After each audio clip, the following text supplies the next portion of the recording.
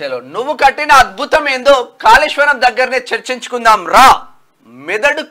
మెదడును కరిగించి రక్తాన్ని దారపోసి కడితే 3 ఏళ్లకే ఎట్లా కూలింది. కేసీఆర్ పై సీఎం రేవంత్ రెడ్డి ఫైర్. పెగ్గేసి కాళేశ్వరం డిజైన్ చేసినవా గంత మాట అంటే మీద ఒకటేసారి పెగ్గేసి బయట ప్రగల్భాలు పలుకుడేంది. అసెంబ్లీకి రమ్మంటే ఎందుకు పారిపోయినావు. హరీష్ రావు రాజీనామా లేక జేబులో పెట్టుకో. 15 ఆగస్టు రోజు నీతో మాట్లాడతా. సమ్మక్క సార్లమ్మ సాక్షిగా ఆగస్టు 15లోగా రుణమాఫీ చేసి చూపిస్తాం. కేసీఆర్ మోదీ బొమ్మ బొరుసులు అంటోళ్ళని విమర్శ. వరంగల్ సభలో ప్రసంగం హాట్ గా సాగింది. నిన్న చూసినావా ఏమంటుండిగా నువ్వు కట్టిన అద్భుతం ఏందో మరి అద్భుతం విద్భుతం అంటున్నావు కదా.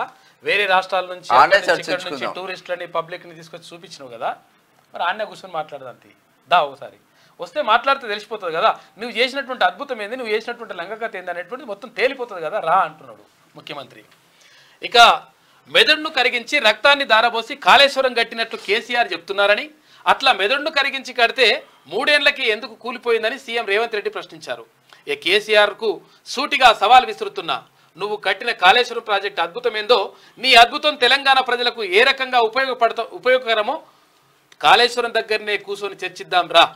మేమందరం వస్తాం, ఆడనే కూర్చుందాం, నిపుణులను పిలుద్దాం, మేధావులను పిలుద్దాం, తెలంగాణ సమాజాన్ని ఆహ్వానిద్దాం, అన్ని ప్రభుత్వమే ఏర్పాటు చేస్తుంది.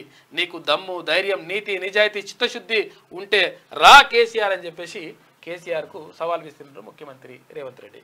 అంటే నీకు నిజంగా కూడా ఉంటే అది ఉందా.